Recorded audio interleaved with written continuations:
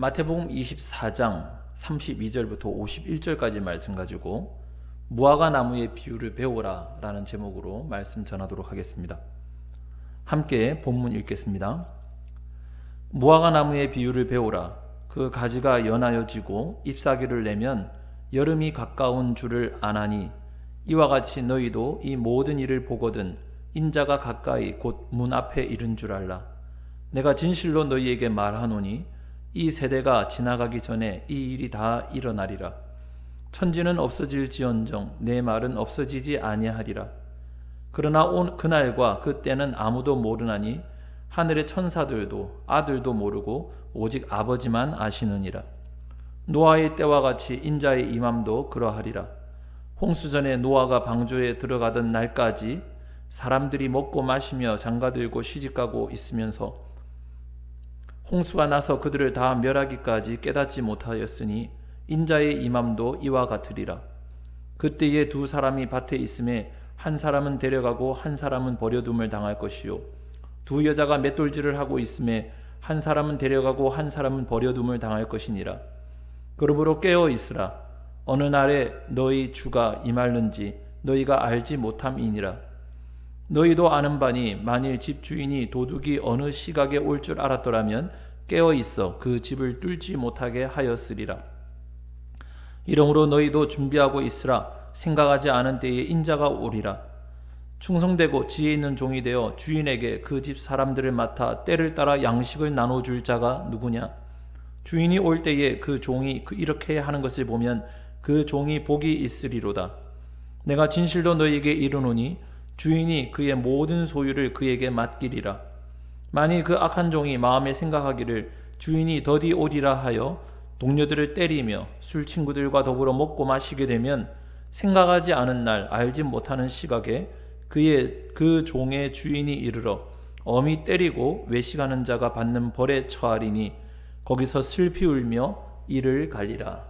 아멘. 우리 어릴 때 우리 선조들의 지혜가 있었어요.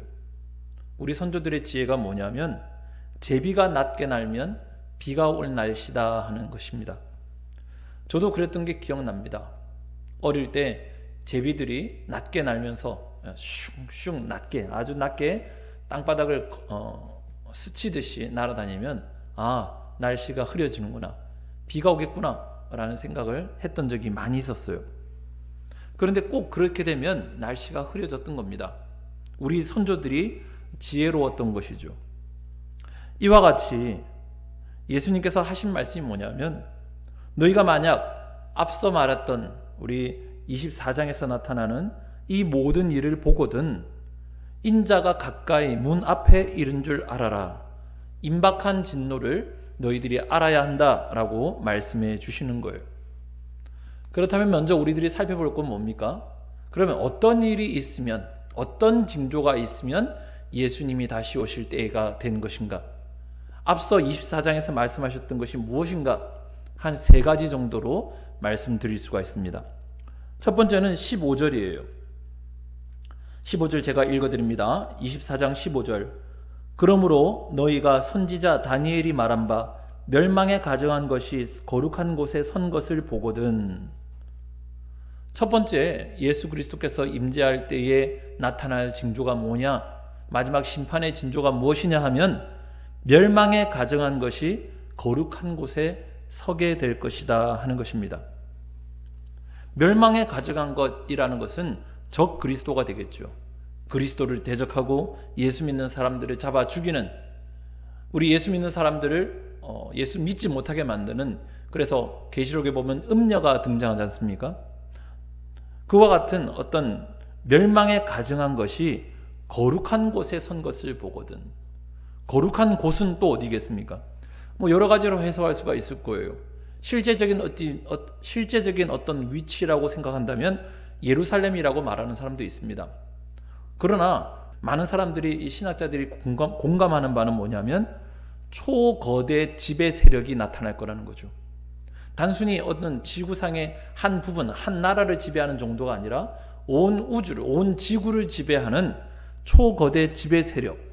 그런데 이 초거대 지배 세력이 바로 적 그리스도라면, 그런 것을 만약 우리가 본다면 그때가 바로 예수님이 심판의 주로 임하실 때가 다 되었다 하는 것입니다.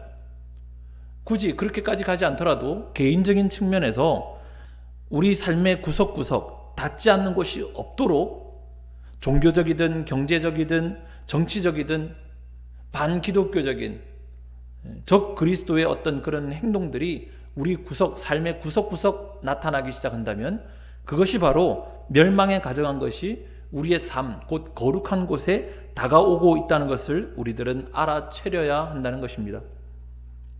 두 번째로 마지막 날 있을 일은 21절이에요.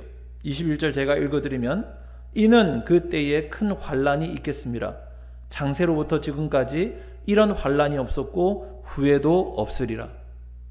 두 번째, 예수님께서 심판의 주로 임하실 그때에는 환란이 있겠다는 거죠. 그런데 이 환란이 보통 큰 게 아닙니다. 6절과 7절에는 좀 더 구체적으로 말씀하고 있는데요. 난리와 난리 소문을 듣겠고, 민족이 민족을, 나라가 나라를 대적하여 일어나겠고, 곳곳에 기근과 지진이 있으리니. 어떤 이런 대단한 일들이 온 지구상에 산발적으로 나타날 것이다 하는 것입니다. 요즘 코로나19를 보면 그 양상이 심상치가 않아요. 처음에 우한 중국에서 나타났을 때에는 그저 바다 건너 중국에 이르거니 중국에 저런 일이 있는 거구나, 그 정도로 넘겼었습니다. 그런데 그것이 우리나라에 들어왔어요. 그리고 한바탕 지난 한 달 동안 얼마나 휘저었습니까? 그래서 이제 좀 진정세가 되어지는가 보다라고 생각하고 있는데, 그런데 이것이 유럽으로 넘어갔어요. 미국으로 넘어갔어요. 그래서 이제는 온 세계가 역사적으로 이런 일이 없었다고 말할 정도로 사상 처음 나타나는 일들이 얼마나 많이 이 코로나19 때문에 나타나고 있는지 몰라요. 우리 아들이 이번에 12살입니다. 둘째 아들이. 그런데 그 12살짜리 아들이 그렇게 말을 하더라고요. 아빠, 내 삶 가운데 이런 일은 처음이야. 맞아요. 저도 이제까지 살아오면서 이런 일은 처음이에요. 교회가 자진해가지고 예배를 줄여나가고, 학교가 개학을 한 달씩 미루고, 이런 일이 여러분 당해본 적 있으십니까? 우리나라가 참 어려운 데가 많았잖아요. 그런데 아무리 어려워도 이렇게 하지 않았어요. 할머니도 이런 일은 처음이라고 합니다. 연세 70 되신 할머니들도 이런 일은 처음이래요. 이 일이 어떻게 진행될까? 이 코로나19라는 이 일이 전 세계적으로 어떻게 진행될까 곰곰이 생각해 보면, 마지막 때가 되면 나타날 난리와 난리, 그 소문과 소문이 이것으로부터 시작되지는 않을까? 좀 전에 말씀드렸던 초거대 지배 세력이라고 하는 것들이 이 코로나19로 인해서 어떤 그런 정치적인 그런 연대와 혹은 어떤 그런 이합집산이 나타나진 않을까 하는 그런 생각도, 그런 소설 같은 생각도 두렵지만 해보게 됩니다. 아무튼 이 일들이 심상치 않은 일이라는 거죠. 그리고 세 번째로 마지막 때 예수 그리스도께서 재림하실 때 나타날 그 일은 24절입니다. 제가 읽어드리겠습니다. 거짓 그리스도들과 거짓 선지자들이 일어나 큰 표적과 기사를 보여 할 수만 있으면 택하신 자들도 미혹하리라. 마지막 때가 되면 나타날 일이 뭐냐면 거짓 그리스도가 나타난다는 거예요. 거짓 선지자들이 나타난다는 거예요. 그래서 믿는 자들, 저 믿지 않는 사람들 말하는 게 아닙니다. 이미 믿고 있는 사람들을 미혹하여서 이 믿음에서 떨어지게 만들 것이라 하는 것이 세 번째 나타날 일이라는 거죠. 우리가 얼마나 쉽게 볼 수 있습니까? 신천지, 이제는 말 안 해도 이 신천지가 누군지 온 세상이 다 알게 되었어요. 하나님의 교회, 안상홍 증인회, 여러분 통일교, 문선명, 전도관, 박태선, JMS, 정명석, 이루 말하지 않아도 우리나라에 얼마나 많은 이단들이 있습니까?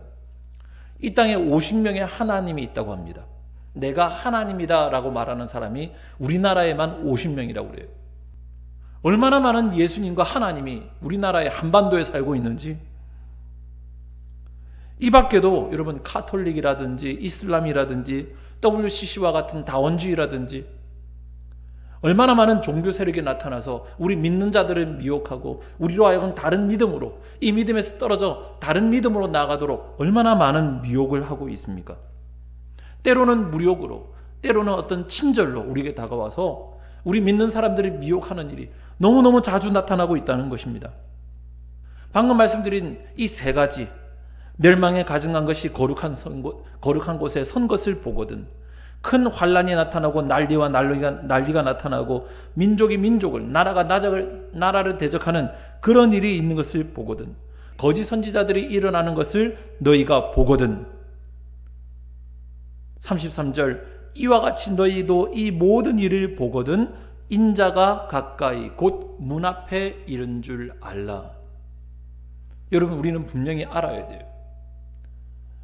이런 일들이 일어난다면, 지금 말씀드렸던 이 세 가지가 대표적인 거죠. 이 대표적인 세 가지 일들이 나타난다면 그리스도께서 우리의 심판의 주로 곧 이 문 앞에 이른 줄을 우리는 깨달아야 한다는 것입니다. 그렇다면 우리는 이 무화과 나무의 비유를 어떻게 배울 수가 있겠습니까? 무화과 나무의 비유를 배우라 라고 예수님께서 명령하셨는데, 과연 이 무화과 나무의 비유를 배운다는 것은 무슨 뜻이겠습니까? 오늘 한 세 가지 정도로 말씀드리겠습니다. 첫 번째, 우리가 무화과 나무의 비유를 배운다는 것은 세상을 읽는 지혜를 가져야 된다 하는 말씀이에요. 여러분과 저는 세상을 읽는 지혜가 있기를 주님의 이름으로 축원합니다. 모든 일에는 징조가 있다는 거죠. 요 며칠 동안 TV 뉴스를 키면 코로나19의 일보다 먼저 나오는 게 있어요. 그게 뭐냐면 바로 경제에 관한 이야기입니다. 지난 한 달 동안 TV의 첫 글자는 코로나19였어요. 그런데 요 며칠 전부터 이상하게도 라디오에서도 그렇고 TV에서도 그렇고 가장 먼저 많이 집중으로 조명하는 게 뭐냐면 경제 이야기예요. 우리나라 금리가 최초로 0%대 금리가 되었다고 합니다. IMF 때보다 더 낮은 금리를 취하고 있다고 그래요. 미국의 연준에서는 제로 금리가 되었다고 합니다. 주식이 출렁이고 있다고 그래요. 주식이 쭉 흘러가는 것이 아니라 가운데 이건 위급해, 응급이야, 이거는 아주 위험한 상황이 하면서 몇 분씩, 15분씩 혹은 5분씩 이게 쓴다는 거예요. 왜 그렇겠습니까? 이상이 감지된다는 거죠. 아마 주식 전문가라든지 이 어떤 경제적인 개념이 있는 사람들은 그런 뉴스를 들으면 머릿속에 차차차차 돌아갈 거예요. 아, 그렇다면 이게 무슨 말인가? 이런 현상들이 나타난 것은 어떤 일이 일어날 것을 말하는 것인가? 그런 현상을 관한 해석이 나타나고, 그러면 대비책을 생각하지 않겠습니까? 그런데 저는요, 이런 경제에 관한 지식이 전혀 없어요. 주식을 해본 적도 없고 이 금리에 관한 관심도 별로 없어요. 제가 알고 있는 지식이 없기 때문에 라디오에서 말하면 이게 무슨 뜻인지 깨닫지를 못해요. 들어도 궁금하고 이제는 한번 좀 알아야겠다 싶어서 들어보면 정확하게 무슨 말인지 정확하게 알지를 못하겠어요. 여러분, 우리들은 영적인 성경적인 지식을 가진 사람들이 되어야 됩니다. 성경에서 예수님께서 우리들에게 직접 명령하시잖아요. 너희는 이 무화과 나무의 비유를 듣고 배워라. 이 무화과 나무의 비유를 배우는 사람들이 되어라. 여러 가지 징조를 바라보고 그리스도께서 심판해 주러 오실 때가 언제인지를 깨달아 아는 사람들이 되어야 되지, 모르고 가만히 있다가 뒤통수 맞는 사람들이 되면 안 된다라고 지금 말씀하시는 거예요. 뉴스를 보면서, 세계 정세를 보면서 정치가들이라든지 경제학자들은 그것을 읽어냅니다. 상황을 읽어낸다는 거예요. 그것처럼 우리 예수 믿는 사람들은 예수님께서 성경에 말씀해주고 계시잖아요. 그렇다면 그런 일들이 뉴스를 통해서, 세상을 통해서 나타날 때에 우리들은 그걸 감지해낼 수 있어야 돼요. 이게 예수님께서 하셨던 말씀이구나. 이게 예수님께서 다시 오실 때 나타나는 징조인데, 그렇단 말인가? 그러면 이제 곧 얼마 남지 않았단 말인가? 그럼 우리는 무엇을 해야 된다는 말인가? 하는 어떤 그런 긴장감을 가지고 있어야 된다는 거예요. 여러분과 제가 지혜가 있는 사람 되기를 간절히 바랍니다. 세상이 흘러가는 세상의 흐름을 읽을 수 있는 성경적인 지혜를 가진 사람이 되어야 된다는 것입니다. 두 번째로 무화과 나무의 비유를 배운다는 말씀은 뭐냐면 주님 오실 날을 준비하며 기다리는 성도가 되어야 된다는 것을 말합니다. 42절 한번 말씀 볼까요? 제가 읽어드리겠습니다. 그러므로 깨어 있으라. 어느 날에 너희 주가 임할는지 너희가 알지 못함이니라. 그래요. 우리는 그 날이 어떻게 언제 임하려는지 아무도 모릅니다. 주님 오신다고 우린 분명히 믿고 있어요. 주님 반드시 오실 것입니다. 그의 말씀은 천지는 변해도 그의 말씀은 절대로 변하지 않아요. 예수님께서 오신다라고 말씀하셨으면 그분은 반드시 다시 오십니다. 다만 그 날과 그때는 아무도 모른다는 것이 또한 예수님의 말씀이에요. 하늘의 천사도 모르고 아들도 모르고 오직 아버지만 아신다라고 말씀하시면서 노아의 때를 예를 들어 말씀하시지 않습니까? 홍수 전에 사람들은 먹고 마시면서 장가들고 시집가고 자기 마음대로 살았어요. 노아가 산꼭대기인지 언제인지 모르겠습니다만 노아가 큰 방주를 짓고 있으면서 그 지어가는 것을 뻔히 보면서도 세상 사람들은 아무 생각이 없었어요. 저 사람 저기서 뭐 하는가? 왜 저러고 있는가? 홍수전 사람들은 먹고 마시고 장가들고 시집가고 있으면서 그들이 홍수 때문에 다 멸하기까지 전혀 깨닫지 못했다라고 말씀하고 있는 겁니다. 이와 같이 예수님 오실 때도 마찬가지예요. 예수님이 번개처럼 동이 서에서 먼 것처럼, 그러나 동쪽에 번개가 칠 때에 서쪽에서도 그것을 보는 것처럼 예수님께서 온 세상 가운데 나타나 재림하게 되실 텐데, 그때 준비 없는 사람들, 준비하지 못한 사람들은요 그냥 준비 없이 주님을 맞이해야 된다는 겁니다. 그 대표적인 예가 또 우리 말씀에 나타나잖아요. 두 사람이 함께 맷돌 갈다가, 두 사람이 함께 밭을 갈다가 한 사람은 가고 한 사람은 남겠네. 예수님 맞을 준비됐나. 오늘 본문에서도 두 사람이 함께 밭에 있음에 한 사람은 올라가고 한 사람은 버려짐을 당하고, 두 여자가 함께 맷돌을 갈고 있을 때 한 사람은 올라가고 한 사람은 버려짐을 당할 것이다. 주님은 그렇게 이 땅에 반드시 재림하실 텐데 누군가는 준비하는 사람이 될 것이고 누군가는 준비하지 못하는 사람들이 될 것이다 라고 말씀하고 있는 것입니다. 그러므로 우리가 이 무화과 나무의 비유를 통해서 배울 수 있는 지혜 두 번째는 주님 다시 오실 날을 준비하며 기다리는 성도들이 되어야 된다는 거예요. 우리 하나교회 성도들은 주님 오실 날을 준비하며 기다리는 성도가 되기를 예수님의 이름으로 축원합니다. 43절 한번 보세요. 너희도 아는 바니 만일 집주인이 도둑이 어느 시각에 오는 줄 알았더라면 깨어 있어 그 집을 뚫지 못하게 하였으리라. 이러므로 너희도 준비하고 있으라. 생각하지 않은 때에 인자가 오리라. 예수님 자신을 비유하면서 도둑에게 비유하지 않습니까? 내가 언제 올지 모르니까 너희가 만약 주인이라면, 집주인이라면 도둑이 언제 올 줄 알면 깨어서 준비하고 있지 않겠느냐. 그런 것처럼 예수님이 내가 언제 올지 모르니까 너희는 깨어 준비하고 있어라. 언제든지 내가 다시 올 때에 너희가 깨어서 나를 맞이할 수 있도록 준비하고 있으라 라고 말씀하시는 거예요. 그 지혜가 여러분과 저에게 있기를 주님의 이름으로 축원합니다. 세 번째로 45절 말씀이에요.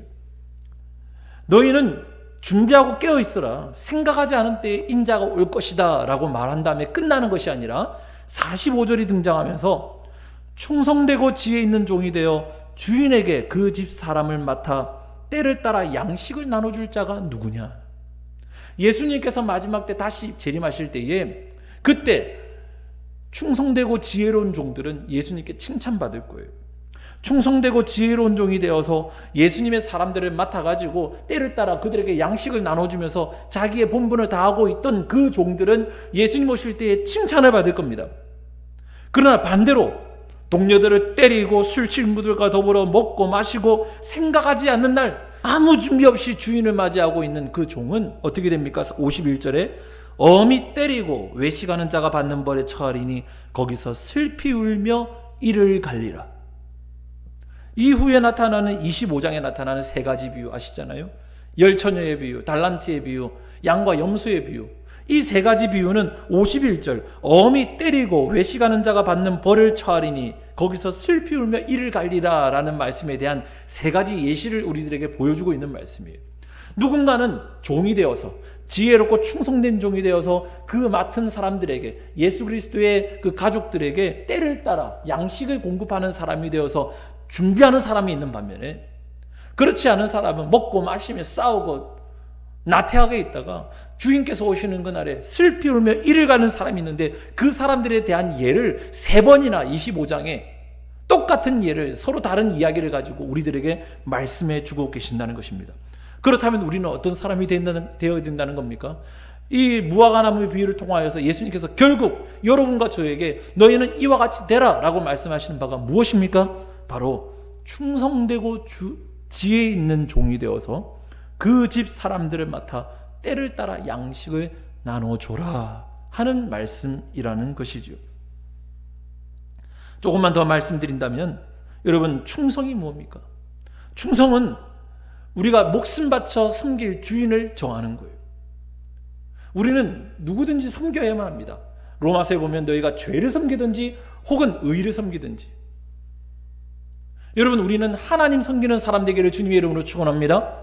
하나님을 우리의 주인으로 삼는 거예요. 하나님을 우리의 충성의 대상으로 삼는 거예요. 그 사람이 지혜 있는 종이 아니겠습니까? 때를 따라 양식을 나눠줄 자가 누구냐? 어떤 양식일까요? 마지막 때 심판때가 되면 그 양식이 필요한 사람들이 반드시 나타납니다. 마지막 심판때가 되면 그들에게 무언가가 공급되어져야 된다는 거예요. 말씀이 공급되어져야 되고 위로가 공급되어져야 되고 하나님의 영광의 은혜가 그들에게 공급되어져서 그들로 하여금 그 어려운 시기를 버텨내고 이겨내어서 주인 오실 때까지, 예수님 다시 오실 날까지 그 믿음을 지켜낼 수 있도록 돕는 자가 필요한데, 때를 따라 양식을 나눠줄 자가 필요한데 너희가 그 사람들이 되어라 라고 우리들에게 예수님께서 말씀하시는 것입니다. 여러분과 제가 충성되고 지혜로운 종 되기를 주님의 이름으로 축원합니다. 우리에게는 말씀을 하나님께서 주신 것 아니겠어요? 하나님께서 우리에게 성령을 주신 것 아니겠어요? 그 말씀으로 우리에게 주신 은혜로 우리가 받은 그 은혜를 가지고 나가서 이 하나님 그리스도를 준비하지 못하고 있는, 예수님 다시 오실 것을 준비하지 못하고 있는 세상인들에게 때를 따라 양식을 공급해 주는 사람들이 되어 마지막 때에 주님 오신 날에 칭찬받는 여러분과 제가 되기를 주님의 이름으로 축원합니다. 말씀을 정리하겠습니다. 여러분, 오늘 말씀의 주제는 바로 무화과나무의 지혜를 배우라 하는 것이에요. 무화과나무의 가지가 연하여지고 잎사귀를 내면 여름이 가까운 것을 우리가 아는 것처럼, 좀 전에 말씀드렸던 가증한 것이 거룩한 땅에 선 것을 보거든. 난리가 나타나고 환란이 나타나고 전쟁과 기근이 나타난 것을 너희가 보거든. 거짓 그리스도와 거짓 선지자들이 나타나서 우리 믿는 사람들을 미혹하는 것을 너희가 보거든. 그 때가 된 것을 너희들이 알아라. 인자가 가까이 곧 문 앞에 온 것을 너희들이 알아라 라고 우리에게 말씀해 주시는 것입니다. 그리고 그 무화과나무의 비유를 통해서 우리가 좀 더 구체적으로 가져야 될 것은, 첫 번째는 뭐였습니까? 세상을 읽는 지혜를 가지자는 거예요. 세상의 뉴스를 보고 증시가 어떻게 됐구나 정도가 아니라, 이 일은 성경에서 말한 이 이야기인데, 이 성경은 이렇게 말하고 있는데, 세상을 읽는 지혜가, 성경적 지혜가 우리에게 있어야 된다는 것입니다. 두 번째는 주님 오실 날을 준비하며 기다리는 성도가 되게 돼요. 주님 반드시 다시 오실 텐데, 예수님 반드시 다시 오실 텐데, 두 사람이 함께 밭을 가다 한 사람은 올라가는데 남겨진 사람이 되지 않도록, 두 사람이 함께 맷돌 가다가 한 사람은 올려가고 한 사람은 버려짐을 당하게 될 텐데, 우리들은 버려지는 사람이 아니라 하나님께로 올라가는 사람들이 될 수 있도록 여러분, 우리는 준비하는 사람이 되어야 된다는 것입니다. 그리고 그 준비가 구체적으로 무엇입니까? 세 번째, 우리가 할 일, 충성되고 지혜 있는 종이 되어 그 집 사람들을 맡아 때를 따라 양식을 나눠주는 사람.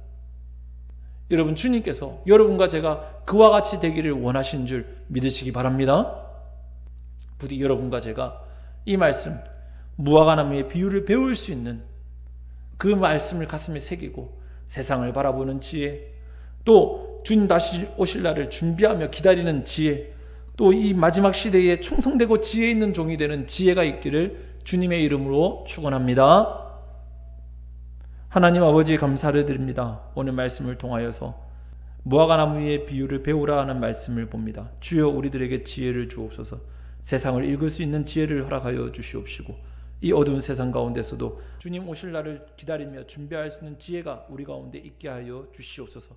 주님 오실 때까지 주님께서 우리에게 맡겨주신 하나님 이 땅에서 충성되고 지혜 있는 종이 되어 우리에게 맡은 사람들에게 때를 따라 양식을 나눠줄 수 있는 우리들 되게 하여 주시옵소서. 감사드렸고 우리 주 예수님의 이름으로 기도드리옵나이다. 아멘.